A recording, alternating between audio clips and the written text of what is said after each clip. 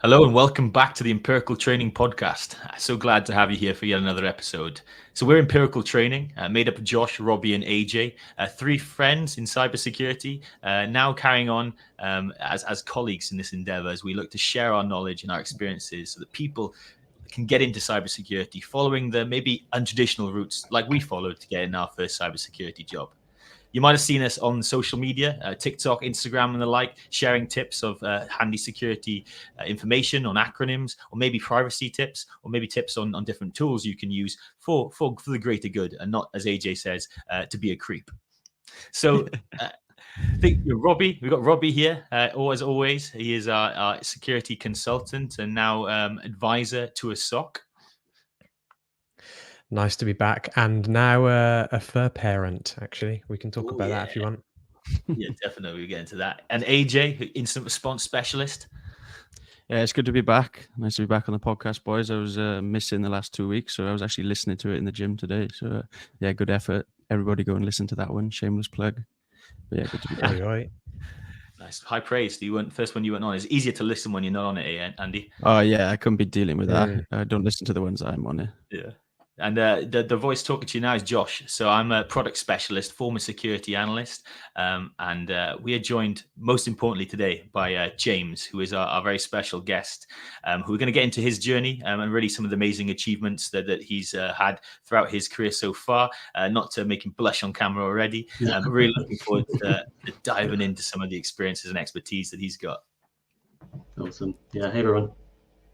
Yeah, great to have you. Thank you very much for joining us. So before we get into that, Rob, fur parent, what have you got? So I've got 2 cats from Bali, Indonesia, all the way from Bali, Indonesia. Yeah, that's an expensive cat. Why did you go to Bali to get a cat? How many did you get? 2 of them. So I was driving back from the 2. gym in the summer or end of the summer when I was in Bali, and I just came across this really scabby cat, and he was struggling, and he looked hungry, and he had loads of scabies all over him, and no normal human being would be picking up a cat like that. And I got him by my side, waved down a local, asked if he can take me back to my villa, because obviously I can't drive one-handed with my moped. So yeah, this local person looked at me and was like, yeah, all right, let's do it. Got back to the villa, took him to the cat sanctuary, got him treated, and then yeah, me and the girlfriend decided that we wanted to bring him back, and then we just chose another little kitten that was there. So we got Mason and Honey, and yeah, what crazy experience for them, because they had to go from Bali to the capital on a boat and in a car for 24 hours. Then they had to catch the 20-hour flight to Paris. Then someone picked them up in Paris and drove them back through the Eurotunnel, and then we were waiting in Folkestone down in the south to pick them up. And yeah, it's basically a 48-hour journey, and then got them back, and then it was chaos. They were running around the house, up on the kitchen counter, and yeah, wow, they need to be house trained. They're fairly chilled at the moment. They're coached up on the sofa now. Yeah, they've been rescued, haven't they? They have to get quarantined for a period of time, or was it not too bad? Yeah, they were quarantined for ages. They're in this boarding place. They were taken away from the cat sanctuary, and they're taken to this little boarding place. And they had all their food and that sorted, and all they had vaccinations, jabs, all the paperwork done. So yeah, there's some lucky ass cats. Yeah, you had to get them a passport and everything to do. Yeah, they had to get the mugshot taken and that. No, I'm joking. Well, fair play. Going to that level of effort. I mean, I think that story was impressive. Just you rescuing the cat in the first place, and then how long has it been that you've been back in Bali since then? From Bali. We got back for 3 months, and they've been in quarantine for that whole time. So yeah, 2 more little Empirical Training mascots. You'll see them on the story soon. Yeah, Rob's a massive animal. Change the logo from an owl to a cat. So that's what you need. Yeah, might have to. Yeah. I'm all for that, actually. But so that's great. Robbie's a massive animal lover. I think you've got, if people are watching the pod, maybe you can flash up some of his tattoos, but he's got animals all over his body. There we are. So, and I've never met a man who loves cats more than Rob. You'll find him mid conversation, he'll just see one and start making these little cat noises. Yeah, all the time. Yeah. No, fair play. Well, thank you. So I think James, thanks for coming on. I give you a bit of an intro, and I want to give you an even bigger one now. Just to say that James is a security researcher, investigating a lot of vulnerabilities. He seems to specialize in Android-based malware and exploits of vulnerabilities, and put out a lot of work as well. Some papers, some educational materials, articles, as well as some talks. So we're really grateful to have your experience on here, and some of the boys knew you from a previous life as well, I think. Yeah, that's right. Is the first question if I'm a dog or cat person? I think that's what you should. Yeah. Which one is it, or are you both? I love dogs, but I'm allergic to them, so it's kind of like a love-hate relationship. Yeah. My partner is allergic to cats, but she loves them so much. We have a cat, and she just sneezes through the pain. But Yeah, she's that's allergic what I to do. anything. Yeah, you get used to it. Have you got one, James? I don't. No, we've got a family dog back where I'm from, but I live in a flat, which is not ideal for a dog. So one day. Yeah. Yeah. So what was the day? What was the year that I met you? Then I think it was when I first got the job at the first company that we Yeah, it all must have been. were at. When was that? I want to say 2015, 2016. Yeah, it was around about that. Yeah. Okay. So not 6 Yeah, years. and Significantly longer. I always remember you walking around with your Huel t-shirt, and you must have been like the first person that was really selling the Huel dream. Are we gonna get a sponsorship? Can we do that? Yeah, we might have to. I think at this point. I've got some out back. Yeah.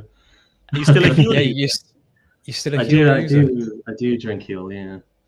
So the way I just said that makes it sound like it's a drug. A Huel user. Yeah. I'm addicted. Yeah. Yeah. The Is that what powers the blogs then? and the speaks. No. Yeah. Yeah. Well, we're not sponsored by Huel, but I know they sponsor a lot of people. So if they want to get in contact, we have a vacancy, and we've got a few more pieces in the work that might make you more inclined. Actually, I think that is a really nice intro coming in that's going to really give us an identity that Huel would want to be a part of. At this point, other meal replacements are available because we are not affiliated. But yeah, that t-shirt was great, Martin. I remember I actually saw the t-shirt before I ever knew the product, and I thought it was a cool t-shirt. I wanted to get the Huel just for that t-shirt. Fair play. So that you guys met right in the managed service provider where a lot of us crossed paths. James, what role did you have, and where did that take you? Where would you be before that is probably a better question. Yes, so that role was security analyst, and I was an intern. So we were me and myself and two others, I think, were part of the first kind of batch of interns that company had. Security operations. I did that as part of a sandwich year. So it would have been my third year of university. After that, I went to another year of university and then moved into my career full. Lots of SOC work. I think early days they didn't quite know what to do with us, but I think kind of as time moved on, we kind of figured out and kind of made a kind of a pocket for ourselves. As part of that internship, I did about half of it in the SOC, and then for the second half of it, I moved into I believe it was called onboarding at the time, but it was kind of a project fulfillment, project onboarding kind of role. And then after another about 6-7 months, I then moved back to university. Oh, nice. Yeah, nice. Yeah, so how beneficial was that year then, that gap year, to go and have that real world experience and then go back and apply what you've learned? Yeah, definitely. Hands down, if anyone's going for university, I definitely recommend a sandwich year for security, especially if you can get an internship. The context that it gives you, just the understanding of, okay, this is how a part of the industry works, this is how I work as an individual, is amazing. It's such a good experience. And so I'd definitely recommend, if you are doing a sandwich year or want to do a sandwich year, to do it and find a company that'll take you. Even moving into the onboarding side of things was great experience as well, even though it wasn't direct kind of cyber. Yeah, I was going to say that it was hugely beneficial for yourself, but it was also hugely beneficial for me, and I'm sure you as well, Robbie, because James was one of those interns that even though you would say that he's an intern, he taught us a majority of the stuff that we know we needed to know the job. So it was hugely beneficial for us as well. So I'm also glad that you did that assignment, Joe, because there was a lot of things that you helped us out with, which was great. I'm sure you don't give yourself enough credit, but yeah, no, it was really good. Yeah. The Padawan came in straight and mastering up the pros. I like that. But so Yeah. did that? That probably complemented your university education a lot. And did it help afterwards when you moved into your real professional first role? Sure. So the internship was in a SOC, so security operations.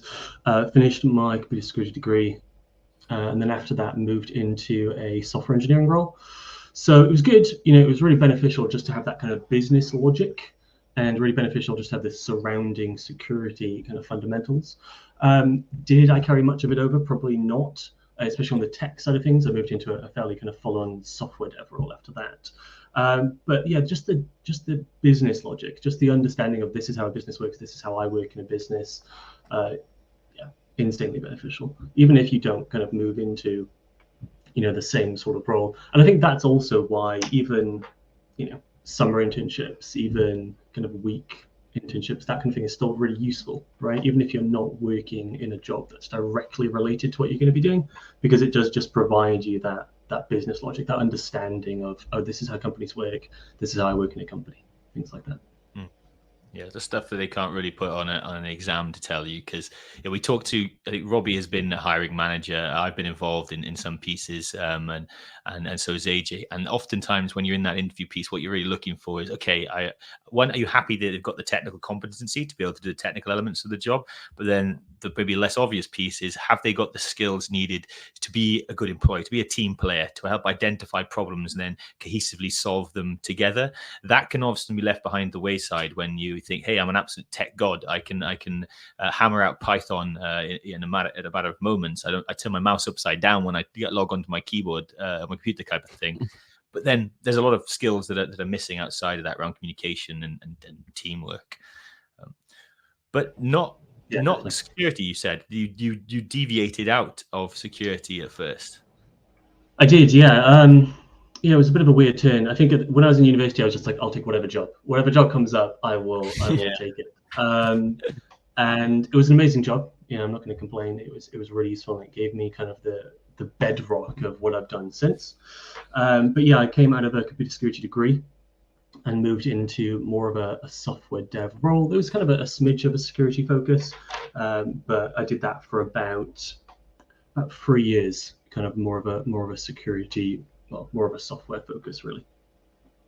And I think we've talked about this as well, Andy, about that having to have the knowledge of the things that you are going to be protecting or trying to break into from security. You want to just jump straight into security, but you need that foundation of how these how systems actually work, how software actually works, in order to then understand how it can be abused as part of kind of cybersecurity attacks. Yeah, it definitely helps. By no means do you need it, but it definitely helps. If you're going into reverse engineering, if you're going into malware analysis, if you're going into threat intelligence or kind of security operations, just understanding how programs work, yeah, it's really useful. Mm-hmm. So I know that you did say 3 years or so. You then moved back into security, if I'm correct, and had you left security behind at that point? Was it something you'd always kind of been doing outside of work? What was the journey there? Yeah, so I did a computer security degree. Obviously wanted to do security, moved into a software engineering role, and from there kind of continued doing security things. So I did a lot of kind of capture the flags, a lot of CTFs, a lot of kind of crack me's, things like that in my spare time, and then moved into kind of a pen testing role at another company. And so I was able to take a lot of those skills, a lot of the software skills, a lot of skills kind of from prior as well, and then implement those into what I was doing. So kind of a nice development as well. And we have a lot of people who, I think we've actually put out a survey recently, right? Didn't we, boys? For some of our members about what's their kind of big interest in security. And I think the top one was penetration testing, offensive security. Yeah, it always is. That's how everybody starts, isn't it? They either want to become a hacker or they want to go into penetration testing. But I think it's good to have you on to be able to discuss that. Is it all the glory and as it seems, or How would you see it? It's a really good question. So after I did pen testing, I did that for about, gosh, two years maybe, and then after that I moved more into vulnerability research, and I've been doing that since. So maybe that's let's say another 3 years.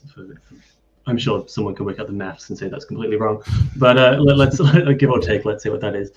And so I've got a very good context, right? Offensive security, it's a massive umbrella, but two main parts of that is pen testing and is vulnerability research, and they are very different beasts. Penetration testing is very consultancy based, right? So you're going to be talking to customers, you're going to be scoping assessments, you're going to be understanding products, and then you'll probably have a very small window, let's say a week, if not days, or a day, to perform an assessment on that target.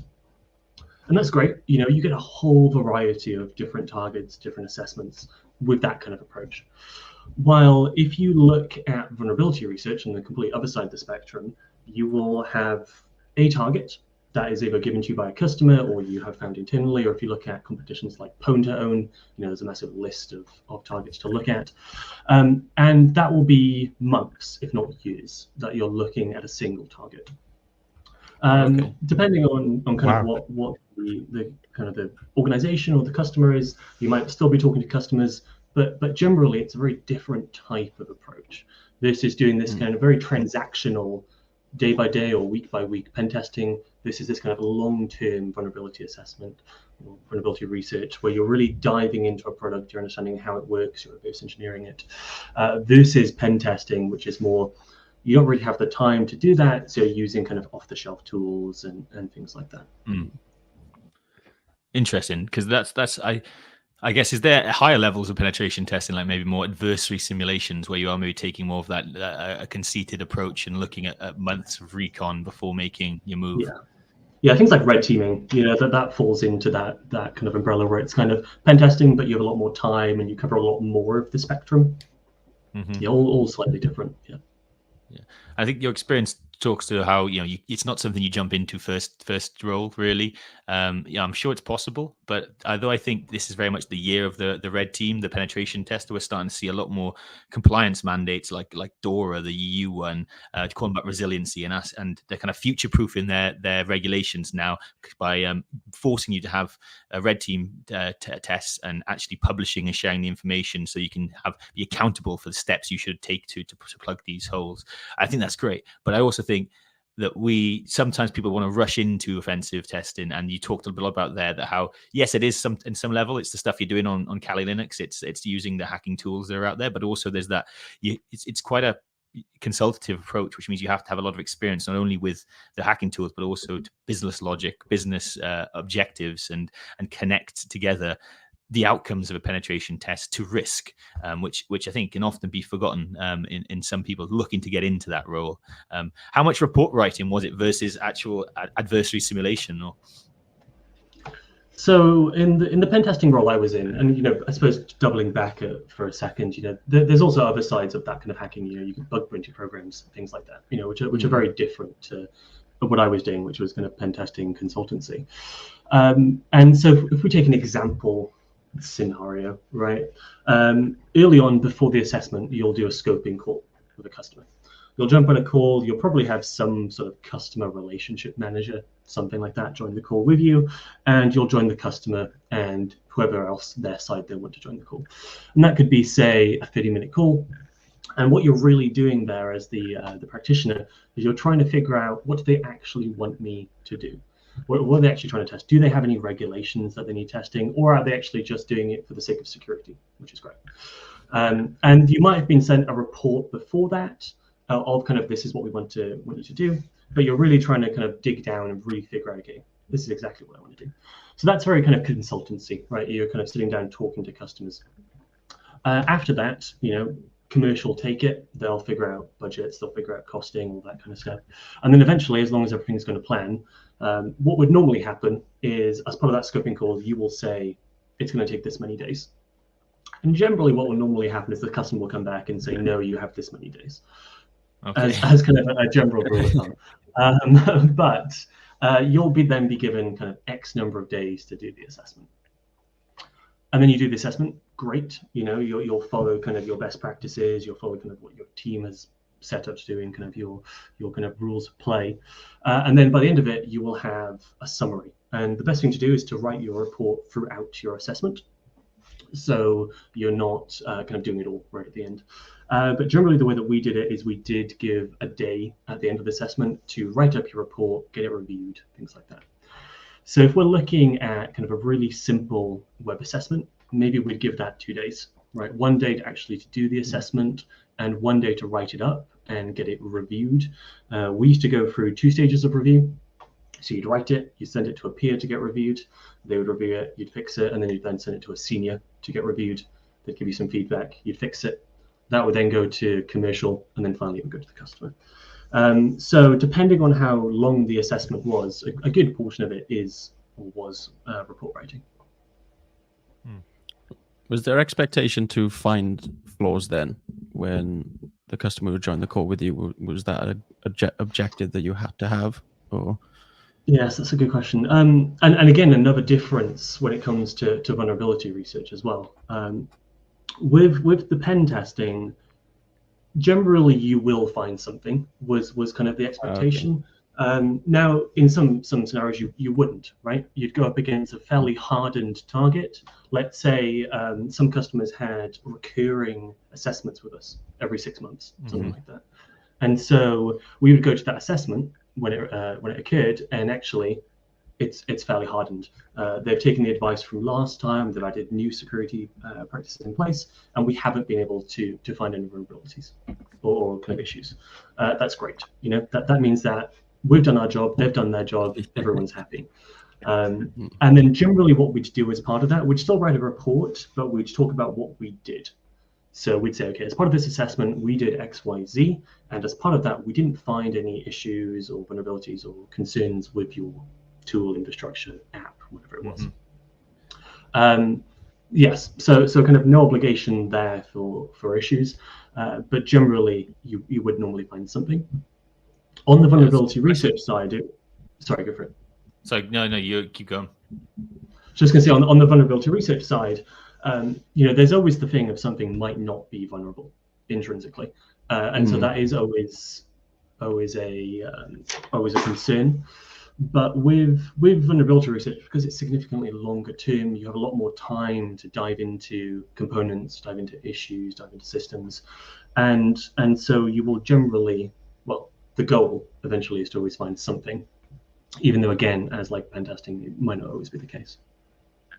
Yeah, well, I wanted to ask you about the workflow. You said you might be focusing on a target for a month to potentially a year. How do you manage your time there versus like when you're engaging in a pen testing, like 2-week period? The structure is fairly solid there, but then when you move into a new timeline where I don't know, it might take you 6 months to figure out this new security vulnerability. Yeah, is anyone micromanaging you, checking in at certain moments in that time? Yeah, so it really depends, right? I think with everything, even from like SOCs to kind of anyone under the sun, it really depends on your team, depends on your company, depends on where and how you're working. So at this stage, I think I've worked at 3 different companies that do vulnerability research, and they all do it in different ways. In the first company I worked at, it was very transactional.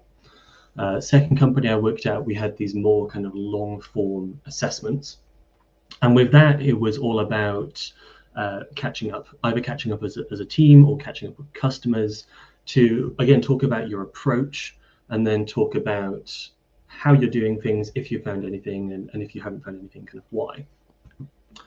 While the current company I work for, we do things fairly differently. We look at automating things, we look at building tooling for different things, and so we use those pieces of tooling to find vulnerabilities. So it's a very different kind of workflow wherever you end up, basically. It's an interesting conversation. I think that really what we're kind of talking about here is that how do you perceive value, or how do customers or maybe less technical people perceive value in what it is that you're doing, whether that's on the defensive side and people are like, hey, I haven't had a critical incident. you don't really want one. Imagine, did you ever had that experience? They'd be like, hey, you didn't find any critical vulnerability, or did you even do anything, type of thing? And you've alluded to a lot of the documentation you have to do to prove. Sometimes it's just as valuable to say, hey, I spent days in this and I couldn't find anything, as it is to say, hey, here's a brand new CVE we need to go and announce. Yeah, definitely. Yeah, I think perceived value, I mean, that's a really good term. And that again goes back to what we said maybe a few minutes ago, where coming into the security industry is great. Be as technical as you want. That's amazing. But at some stage, you are going to need to talk to people, be that your own team, or be that customers, or be that peers, intrinsically. And a lot of that is setting expectations, talking to people, your emotional intelligence, I suppose. And when it comes to perceived value, it's about having that scoping call right at the beginning, right, where you, as part of pen testing, where you say, okay, this is how much time we have, this is what we're going to do, these are the processes we're going to take, and these are the potential outcomes. And then with vulnerability research, it might be something very similar. And so I think with perceived value, it's all about that communication. And so if you're coming into the security industry, it's great to have those communication skills, which is why it's also amazing to see people enter the industry not from typical means. People who have entered the industry from other degrees, or people who have entered the industry from other areas of life, who can take communication skills that they've developed elsewhere and bring them into security is really good to see. I love that. Yeah, soft skills are massive. And yeah, how important, again, bringing it back to that sandwich year, was it for you being chucked into multiple teams, having to interact with so many different people? Maybe you were even interacting with customers at that point, and it was so early on in your career. How important was that? Yeah, I think especially the project management team I worked in, I think that was so useful to work in a team with people who weren't strictly techies. There were some techies in the team, they were amazing, but it was mostly a team of project managers. And so being able to work in that team to get exposure on, oh, this is how non-techie teams work, was really useful. And then even when we worked in the SOC, really useful as well. We were talking to customers, we were escalating incidents, really useful just to build those communication skills. I mean, I'm fairly sure my first 10 calls were the worst, and I was probably stuttering and umming and raising the completely wrong incident. But yeah, really good for kind of building those skills.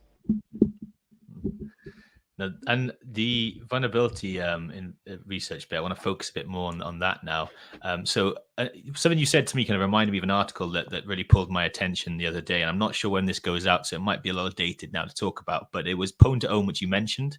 The Tesla, I don't know if you read up about it, they found 24 0 days in Tesla in that Pwn to Own, and it kind of made me think, oh, you talked about how you'd spend months looking for these types of things, and so I just wondered if you had any interpretation of that article, and whether they really were able to find 24 0 days in a matter of 24 hours, right, or if there was a lot of kind of precursors or groundwork that we didn't see, that is kind of unveiled at this Pwn to Own competition. Yeah, so Pwn to Own is really good. I definitely recommend looking. There's so many talks online that talk about people who have done it, and I think there's a few things here. One of them is that these people who participate are at the top of their game, right? Intrinsically, very smart, very good, and so looking at how someone who does VR or pen testing transactionally day to day for a customer, also very good at what they do. But there is a very different skill set and a very different approach to the people that do Pwn to Own, to the people who do these kind of bug bounty VR competitions. And the other side of it is, yes, there's a lot of time that goes in up front before you do VR intrinsically, right? Be that just building that understanding, be that building the knowledge that you've been building for the past 20 years or whatever it is, or be that developing in-house tooling, or be that developing understandings of similar products. 1 year you might look at, say, I won't give names, but let's say you look at a router. The next year you might look at a product that also has a similar architecture. Great. Well, you already have a leg up, right?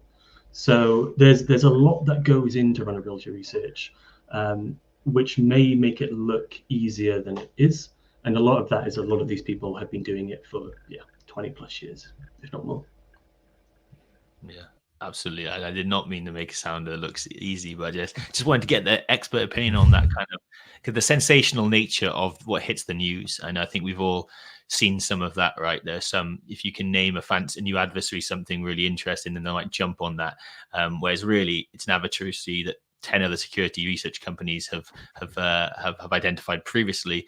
But yeah, there's an element of I touch with some product marketing side of things as well now. So I'm always quite interested in what bridges the gap between what we see get out there versus the actual reality of these people.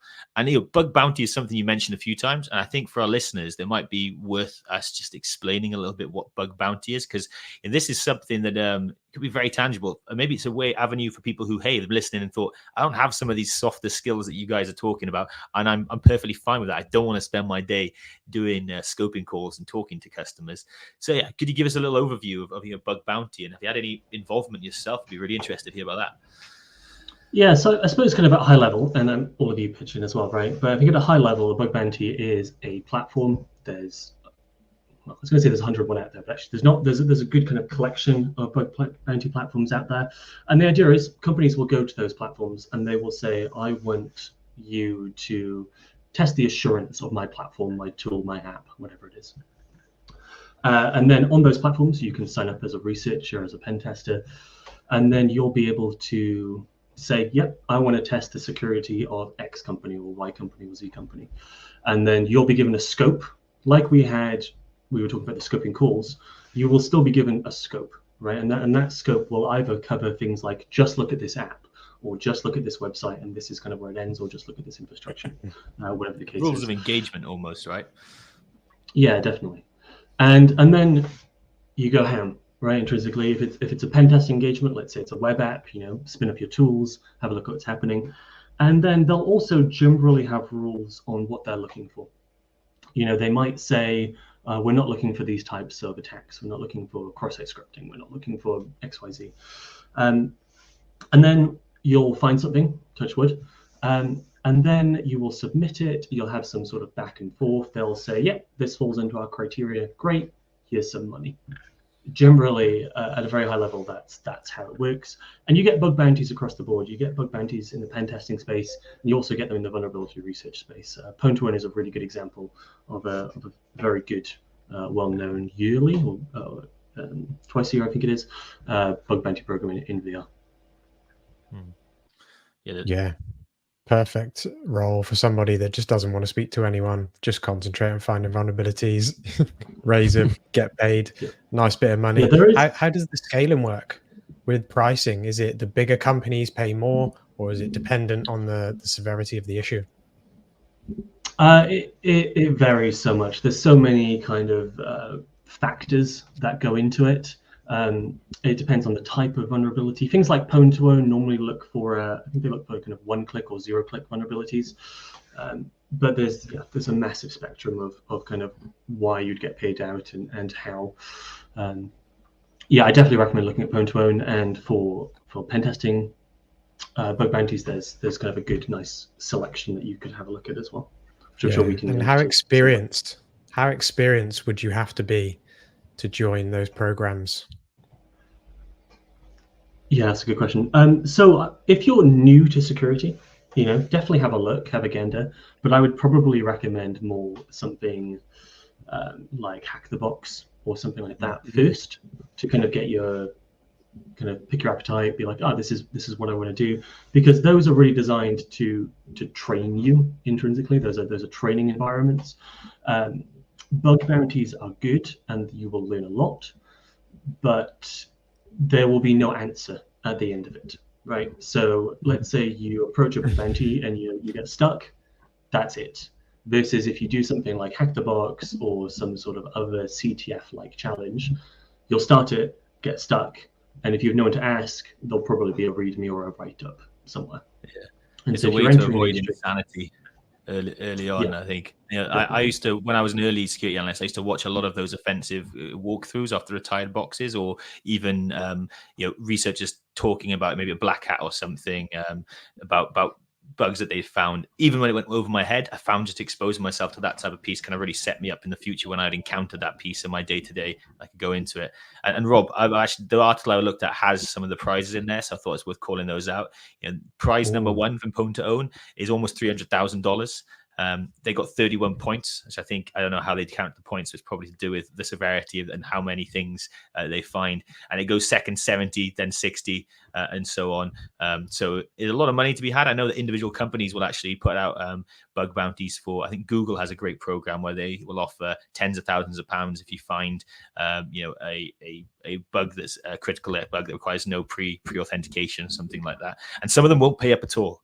That's also, I've heard some stories of researchers getting a bit rattled when they find something. They responsibly disclose it, right? Because these are the good guys. They could also sell these on the dark web for a lot of money. There are people who would pay to get their hands on a 0-day because of the devastation they could cause, the financial gain they could have. So this is using those offensive skills, as James said, using that scoping to understand what it is you can attack. Because don't go and just attack anything. You haven't. That's illegal, to be perfectly honest. To be clear.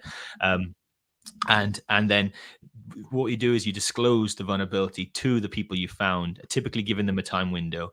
So I think the Tesla one, for example, they said 90 days they've given them before they're then going to go and disclose it publicly. And I think Tesla would probably go and sort it, but hypothetically, if they weren't to, the researchers would then go and make it public. Here's what we found. Not giving the attackers everything they need, but drawing their attention to it, so they could be actually exploited in the wild by an actual malicious actor, which then adds that extra impetus. And it's an interest. I've always found that such an interesting world that we kind of live in, where we want people to do the right thing, but sometimes even the good guys have to strong arm businesses into taking cybersecurity seriously. There's a good going back to, I think, what Robbie said around kind of how do you enter this, right? And there's a really good, I think it came from doctors, right? It's this idea of see one, do one, teach one, and generally I think that's a really good approach, right? So the C1, play around with CTFs, look at videos like you were saying, Josh, or kind of just begin learning. And then you have the do one. So yeah, maybe participate in a bug bounty, maybe participate in some more CTFs, whatever the case is. And then finally you have the kind of the teach one, which maybe we can talk about later, where you can do write-ups, you can write a training course, you can write a book, when you're kind of at that stage in your career. And so I think that's a really good kind of rough framework to follow, right? Is the see one, do one, teach one. Yeah, love that. Yeah, that's great. And interesting that you said that, James, because that is actually one of the questions I'd kind of written down, because it does seem to be, for me, from the outside in, looking at your career and the stuff that you host on your website, as well as other public spaces. You share a lot of your knowledge freely, whether that is here's a course on how to debug to identify malware on Androids, or how to talk publicly. So that seems to me that this is a mantra you live your life by. Yeah, I think it's important. I think I don't give everything away for free, but I think generally it's important to at least try. I think it's really easy for me to say, right? I'm in the industry. I've been in the industry for 6 years, and I'm in a fairly good place in the industry. But I think I've been quite lucky along the way. I've met good people. I've done the right thing. I've said the right thing, whatever the case is. And not everyone is going to get that track, right? And so whatever we as people already in the industry can do to help bring other people into the industry, especially people who wouldn't be entering the industry otherwise. So people who are already on the same track as me, cybersecurity degree, great. You're going to find your feet. You'll be fine. But people who are changing career, people who are in an industry, or people who are ex-serving, right? All these different things where it would be quite difficult to pierce into the industry. Whatever we can do as people already in the industry to help, I think that's super important. So yeah, doing courses for free or conference talks is another big one, right? Being able to go to a conference, see people talking about what they do, talk to people, that's really useful. And yeah, kind of everything along those lines is really helpful, at least I hope, to people trying to come in to the industry.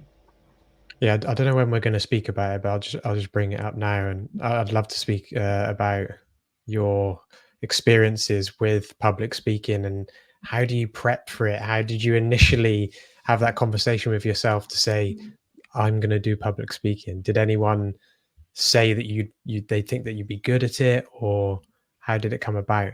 Because I have never had that conversation with myself. So I think you'd be good at public speaking.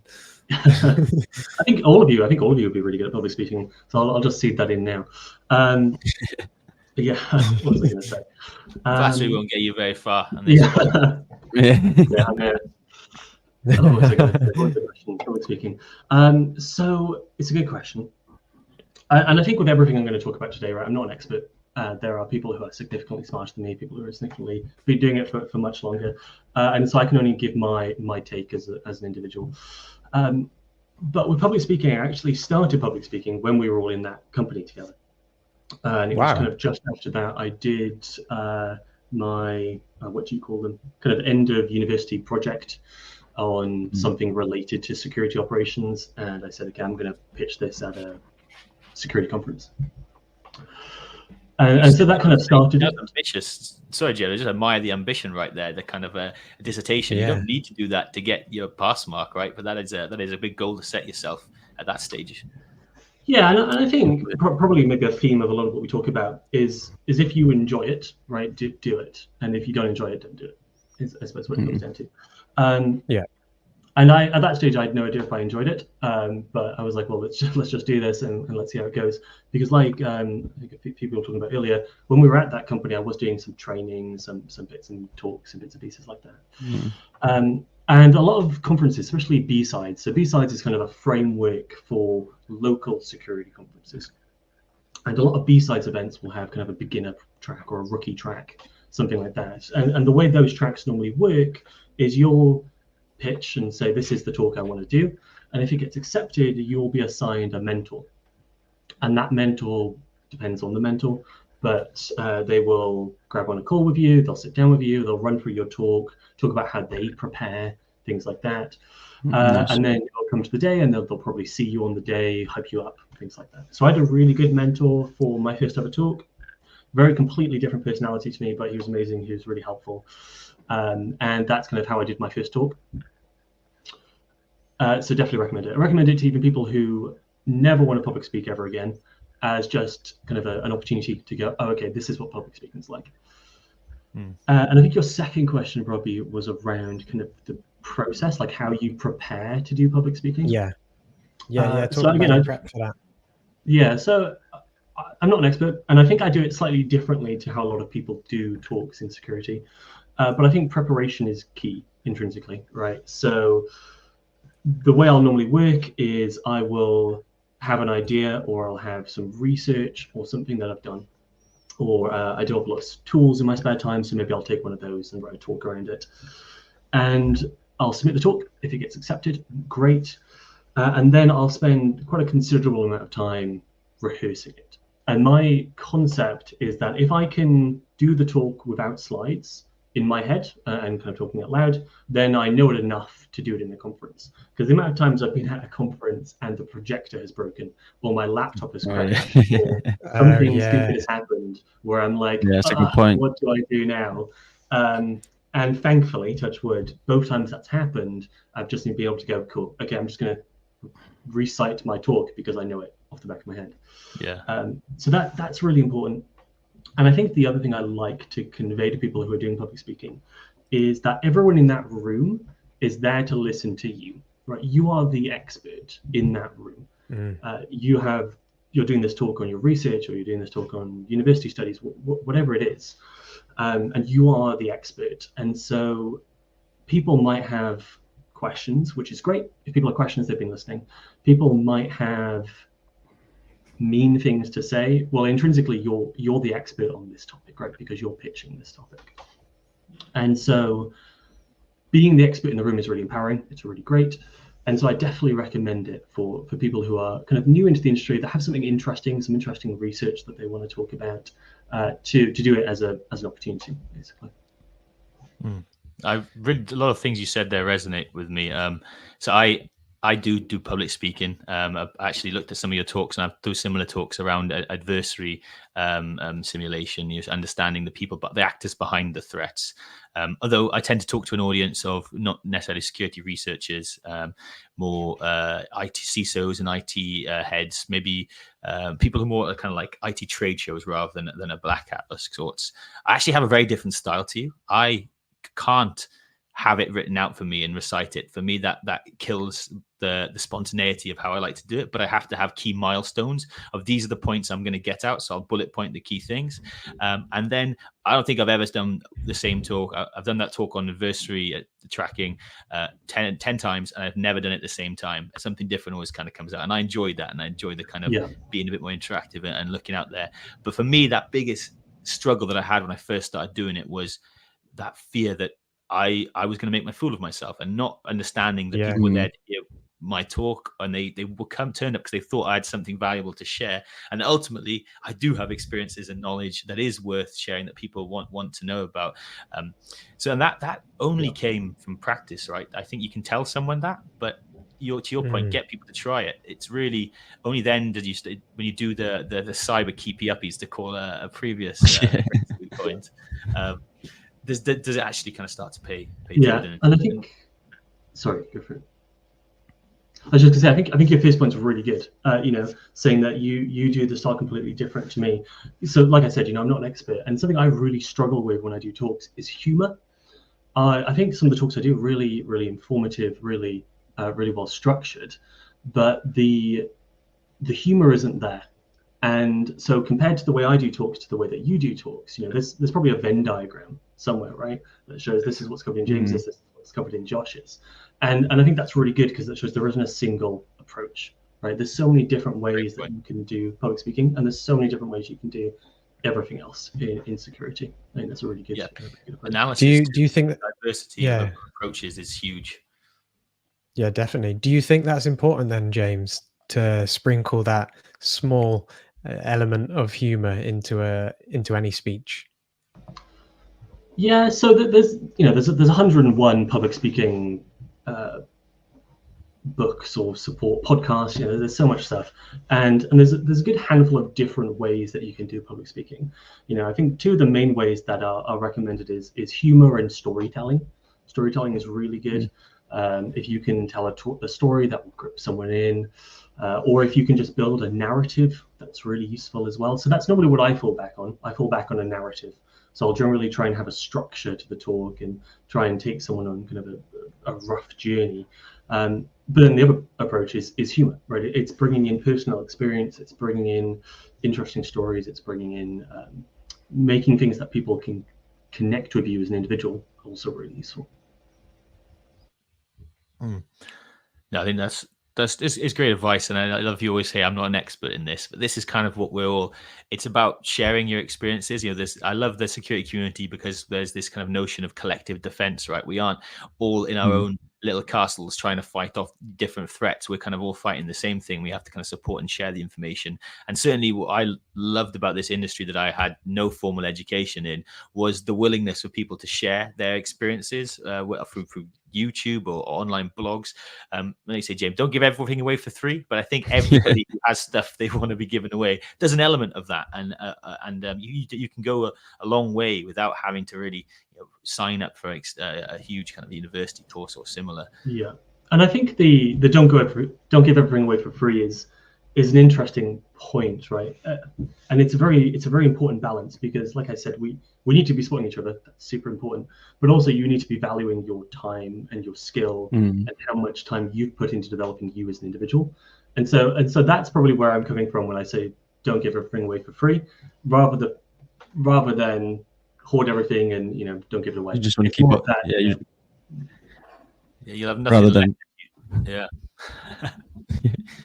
Yeah, that's the thing. You have to, like you said, you have to value your time, and it's the way that we see it, where we get a lot of questions about trying to get into cybersecurity, and it's challenging trying to answer them all. But that's the main thing, is that there is a lot of information on YouTube on out there that you can get, like a lot of talks that are out there. There's even some conferences that you can't necessarily always go to the talks, but you can go to the bit where you get a free ticket to go to the booths. So not everything to start off with costs a lot of money. So I know that it sounds like we're trying to hoard the information for money, but that is not what we're saying here at all. It's more about trying to give away what we can. So we know a lot of people don't have the kind of resources to start off in cybersecurity, but you don't necessarily need it. You don't need to go to university straight away. You're better off starting off and figuring out if you enjoy it to begin with, and always start with the free resources and things like that before moving into any paid mentorship or anything like that anyway. But yeah, I think the conferences is a good call, Andy, because sometimes you can get the free stuff because companies are sponsoring that to get their name out, or to try and sell a few bits to a few people with buying decisions. All the conferences I go to, there's the sales guys that I don't want to talk to them, they're a student or whatever. That's the person I'd rather talk to than the CISO. They're trying to open up the budget, the purse strings. I want to have good conversations about cybersecurity, and that comes from all across the board. Right? People have such great perspectives. Where talking about diversity of analysis again, you might have a way of looking at things that I've never thought of at all, and that is so valid in cybersecurity, probably more so than any other realm. There's no one right way to do things. The industry changes so much that we need to embrace the different approaches to doing things, embrace diversity of people, diversity of analysis, because that's really how you're going to future-proof your cybersecurity program and your career as well. Identify what you can do well, work on that, prove and test yourself the bits you can't do, but also what are your strengths and weaknesses, and then look to balance those. Because I've never really worked in isolation in a security team. It's always a collaborative effort, which is something I love. Yeah, definitely. There's some really good resources on imposter syndrome, and one of the great ones I like, which is it's basically a bunch of Venn diagrams crossing over each other.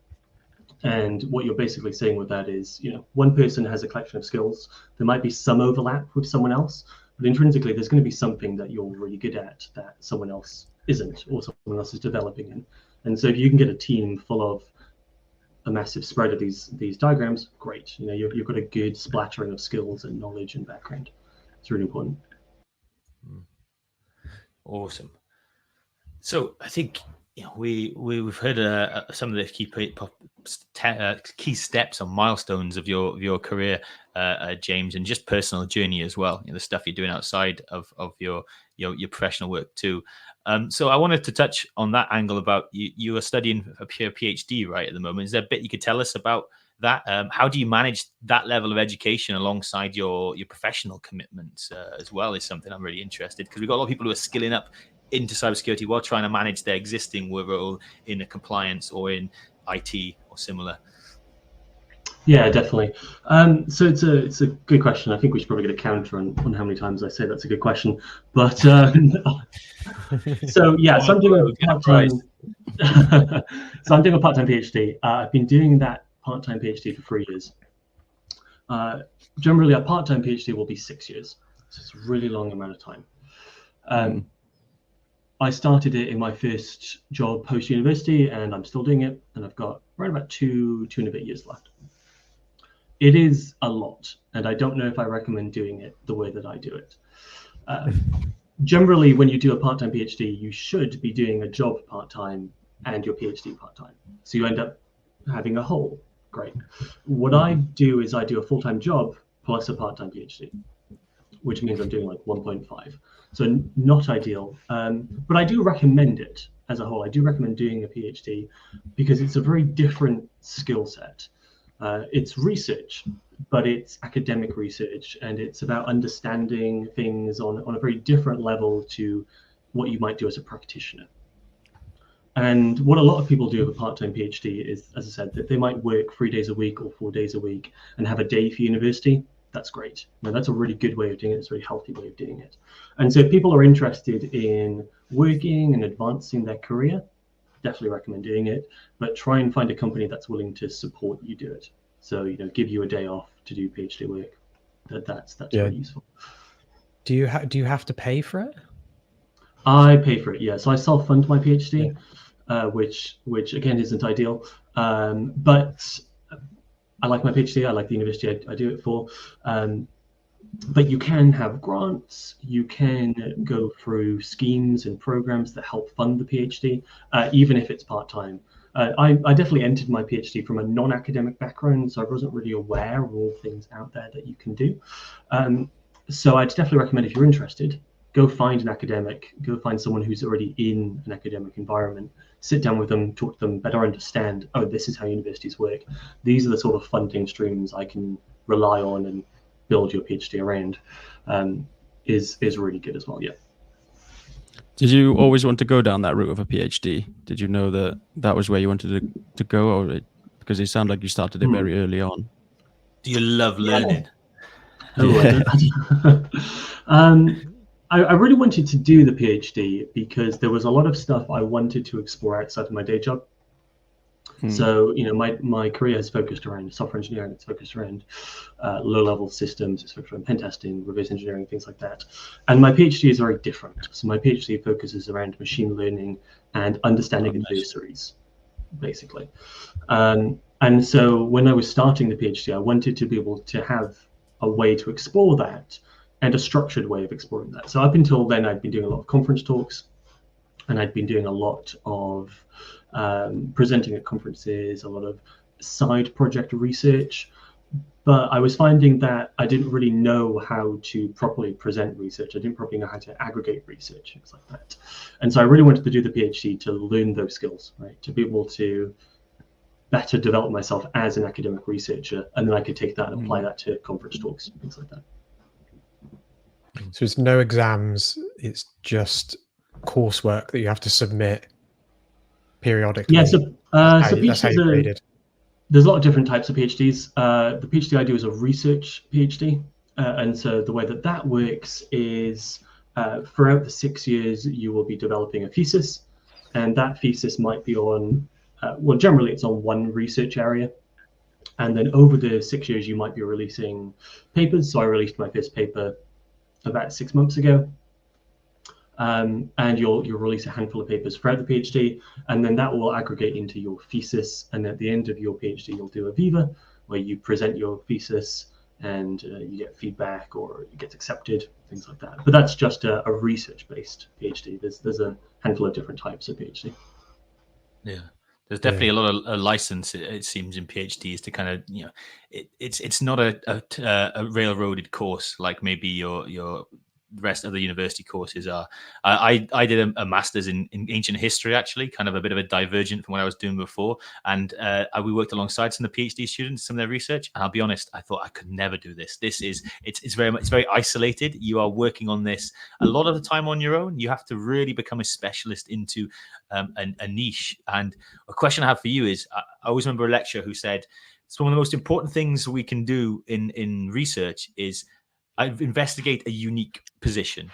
If you're looking to kind of maybe if you're science, maybe recreating experiments with other people is actually of value. But generally, if you're looking to try and add something completely new to the discourse, having a hypothesis, something that nobody's thought before, and trying to go and test it is good. And the example he gave was someone had a hypothesis that when you walk on a bus and you can tell someone's looking at you, have that feeling, you look over and you lock eyes and you can have that. He said that someone submitted a hypothesis that we have this kind of personal aura that's like 6 meters in front of us, and when other people look at us, they kind of connect and they know about it. And he said, absolute load of rubbish, but that is an original thought. That is an original thing that he went out and kind of tested. So James, I don't know if I've actually tried to read your paper. I admit I skipped the middle part. I didn't have a huge amount of time. But is there any interesting things, rabbit holes you've gone down to try and find and interesting research and nuggets that you could share with us today? Yeah, so I think taking your point, I think that's really important, right? Especially with a PhD, and I think throughout kind of your academic journey, you'll see this more and more, from going from like a bachelor's to a master's to a PhD. It's all about kind of the scientific value, right? So what is the value of this bit of research, and how novel is it? And so when you write a paper, when you do research as part of a PhD, that question will be asked a lot. You can have an idea and go, this is really cool, I really want to explore this. But then you'll sit down with your supervisor and you'll both talk and you'll say, well, actually, what's the actual value that comes from this? And that's something really important, because at the end of the day, as a researcher, you're trying to better society, you're trying to better education, and you're trying to kind of move on. There's a really good quote right at the bottom of Google Scholar. It says, what does it say? something along the lines of kind of building on the shoulders of giants, right? That whole idea of, you might be working on top of previous research, but you're always looking to discover something new. With the research I've been doing, it's all about understanding ideologically motivated cybercrime. So it's all about understanding how people use cyber to perform crimes, and it's all about using machine learning or novel approaches to better understand those types of individuals, basically, is what we're doing. And it's all about that kind of novel approach and kind of trying to explore how these types of groups of people work.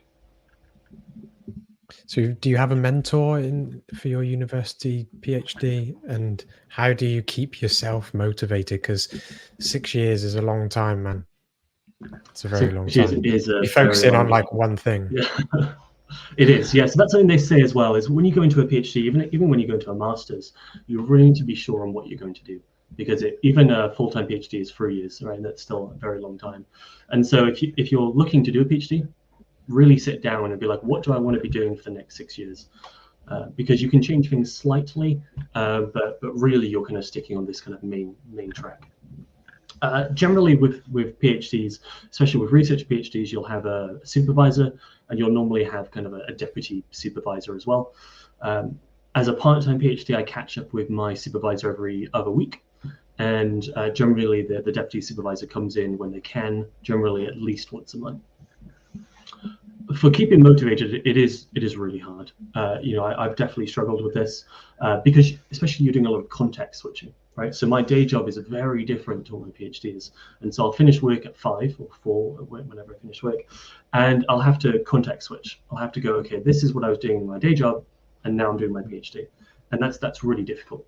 And so if you are doing a PhD as well, I recommend doing something similar enough to what your day job is, so that context switch is a bit easier. It is a known problem though, so a lot of people do lose motivation during their PhD. You said part-time, 6 years, that is a lot of time. Yeah, I'm going to be going from my 20s to my 30s during my course of my PhD, right? It's a long time. And there are groups. So something we did, I've got maybe half a dozen people that spun up a MetaMost channel who all do part-time PhDs, and we kind of talk about problems we're having or issues we're having or ideas we have. That's really useful. Another thing that helped me was doing joint research. So there's another chap at my university who does a very similar PhD topic to me. So we decided to do a joint paper. So we're kind of sharing a bit of research. That's really useful because you can kind of encourage each other. And I think something which I'm going to start doing more is also getting involved with the university more. So I mostly do my PhD remote, but the university itself isn't too far away from me. So going in, talking to students, being kind of around peers is really useful as well for that motivation. Yeah. How important is it for you to disconnect from work and your PhD and find some time for socializing, spending time with your friends and your family, and then how do you fit that in, because you have such a busy schedule? Are you watching Netflix on a Saturday night? It's a good question. Again, I think my main advice is take bits and pieces of what I talk about today, but don't copy me, because it's not the best when it comes to kind of work-life balance.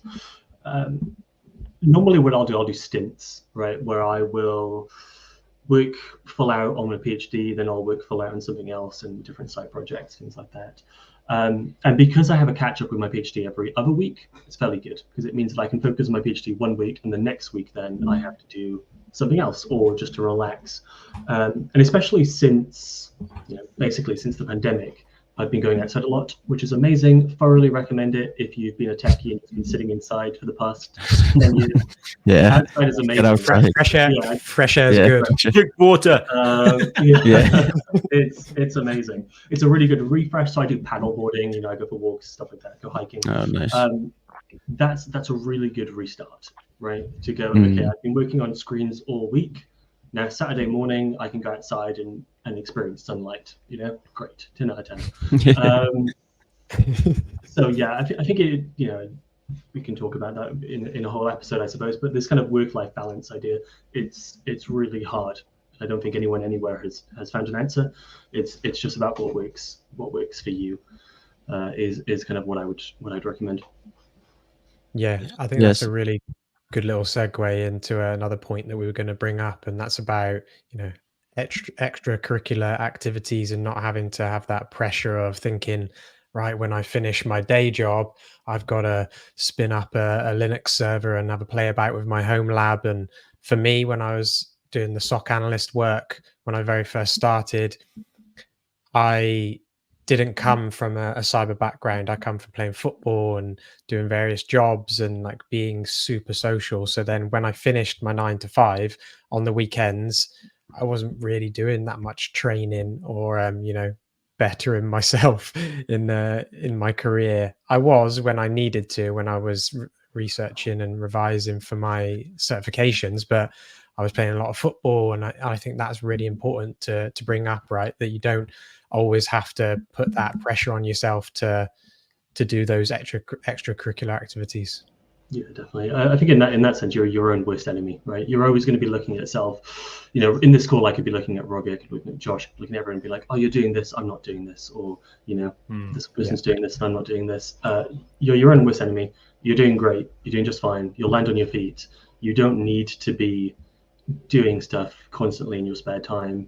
I do a lot of interviews with people coming into the companies I work for, and it's great. It's great to look at a CV and be like, oh, this person spun up this server in their spare time. This person did advent of code in their spare time. This person did some CTFs, whatever the case is. That's great to see. It's amazing, but it should never be an expectation, right? Because intrinsically, you get paid to do a job. And when you clock out, you clock out. And so there should be no expectation to be like, okay, let's keep working in your spare time. If you enjoy it, great, keep doing it. If you don't and you want to go outside and see sunlight, do it, right? Really, it's about what works for you. Because otherwise you'll just get burnt out, and then in your day job, you'll be underperforming. Yeah, I think you made a really good point there. It's about finding what you enjoy at the end of the day. There's no pressure from the industry itself, and there shouldn't be any pressure from your employers, as James mentioned, that when you clock out, you clock out. But if you do want to go home and do those home projects, and it's something that you find is beneficial to you to advance, then definitely do that. But if you feel like you're burning out and you need that time to either hopefully just open the window and get some fresh air, or actually go outside, definitely go and do that. Yeah. And if you're looking for some project advice of things you might not know where to start, jump in the Discord. We talk about a few of those things we'd recommend. And also, we're not going to hold you to the fire if you don't do it, or if you're not making very fast progress, because I think that balancing act is a real hard one to hit. And James, you nailed on the head when you said looking at yourself is look at yourself, not others, because I read your CV and I thought, flipping heck, this guy is fantastic. And it's really nice to hear that that it's a common thing, right? The grass always looks greener sometimes, and you kind of hold yourself to some unrealistic standards. We all spend time doing not much at all, which is important, I think, to really have that separation and switch off, certainly for me, because I get very caught up in things sometimes and forget to take a step back. But so I think we've covered up some really good ground here, and this is another great two-parter, I think, and it shows that the testament to the conversation we've had today. We've really covered a lot of ground, a lot of great nuggets of advice. I want to know if there's anything, James, that we haven't talked about that you think is really you want to bring to the forefront of your journey, things you think people might benefit from your own experience, because half of this is, yes, talking about some really interesting stuff, but also people be able to see there are routes to do this, and there are many different routes to do this from all the people we've had on here talking about their personal journeys. Yeah, that's a good point. So I think one really strong takeaway for entering the security industry is around gatekeeping. So generally, I've only ever worked in the security industry. I've only seen the security industry, and I'm sure it's the same in every industry. But we do have a lot of gatekeeping, right? We have a lot of people who, definitely, things have been done a certain way, and things will always be done this way, or knowledge is kind of kept away, or whatever the case is when it comes to that. And sometimes it can be really rough getting around that, and it shouldn't be the case, but it is the case. And I think that's one thing to be prepared for when it comes to entering the industry, is that you will hit blockers, you will hit walls, and you'll hit people who aren't gelling with you. because of this kind of gatekeeping culture. And I would say just find a path through. So find things like this podcast, right? Really open, really transparent on how it all works. And yeah, find those kind of people, find those sorts of approaches, because intrinsically you want to be around people that you like, and you want to be around people that you want to be around. So if those are the ways you go, that's the way the culture of the industry will develop. If you see these kind of gatekeeping groups or individuals or cultures and you adopt them, then the industry will just become that. So I think that's really something, especially if you're early on in your career, it's going to suck at some stage, but just power through it and you'll find good people, you'll find good culture. You just need to keep going. Yeah, definitely. Nail on the head. I've met some people that are very precious about some of the things that they know, and just find your circle, find the right people that are willing to help you. There's shameless plug again, join the Discord, guys, come on. There's so many people in there that are willing to help, and everyone's on the same journey. Join the Discord. That is, because it's worth saying, because I think we found each other fairly early on in our careers, and I hadn't met James at that first crossroads, but so you guys had, and then we're still in contact. So finding a great group of people is a real way to keep engaged in security, and we learn a lot from each other. Still, we're trying to be that for people who might not have an immediate network. And what's even better is people in the Discord that we've never met are becoming that as well for loads of other people. I love it when. To see how much they're kind of supporting each other and sharing the knowledge. So come along. It's a real safe space in the cyberspace, which is a slogan we completely rejected ages ago when we were talking about what to name our podcast. Yeah. But gentlemen, I mean, I think there's been a lot we've covered today, and James, we would love to get you on for some future topics, because I know there's some real specialization and some opinions and insight that you brought from your experience, which is super valuable. We normally like to kind of end this with a bit of a summary phrase that we think summarizes what you've experienced, what you've said. We should have been thinking about it. We don't always. Cyber keepy uppies is Robbie's one, and I mentioned, so sometimes they have a life beyond this. Andy, you called out before this podcast started, on the buses. That's one from AJ. Is there any? I'll open up the forum. Anyone got any pieces they think will really summarize what we discussed? I think for me, it really resonated with me when James was talking about see, do, teach. I think that's so powerful. That's my tagline for the pod. Yeah, I think mine was going to be just respect the interns. I think what I quite like is kind of like perfectionism as a killer. I think that covers kind of a lot of what we've been talking about. Don't let perfect be the enemy of the good. Have I said that right? Good, yeah. Sometimes we strive for perfection when good is good enough. For me, it's the easy option. It's got to be good question. I think that James has said that so many times. It really shows, not that we're asking good questions, but that James likes to take a second to really think about what it is he's going to say. And I think it's mostly just padding. Yeah. But that's the way to do it. Yeah, I like to use an Obama pause sometimes. I even do the hand gesture. Yeah, controlling the silence. Really good. Yeah. Yeah, the top tips for public speaking. Take your time. Yeah, come out. Yeah, top tips from both of the public speakers there. Excellent. So I think that's it from us. This has been an excellent episode. Thank you very much, James, for taking the time to share your insights and experience. I've really enjoyed having you on and discussing some of these pieces. I hope it's been beneficial for our audience. Robbie has plugged Discord many times, but that's the best way to get in touch with us, to let us know how you're doing, how we can help, or let us know how we're doing. What else do you want to see from us on these podcasts? What would you like to ask James if we were to speak to him? Again, you can do that in the Discord. You can do that in the box beneath wherever you're listening to this, YouTube, Spotify, and so on. Empirical Training, give us a follow, subscribe to the podcast, and we'll be back again next week with another great insight into cyberspace. Yeah, thanks, James. And subscribe. Thanks, boys. Thank you.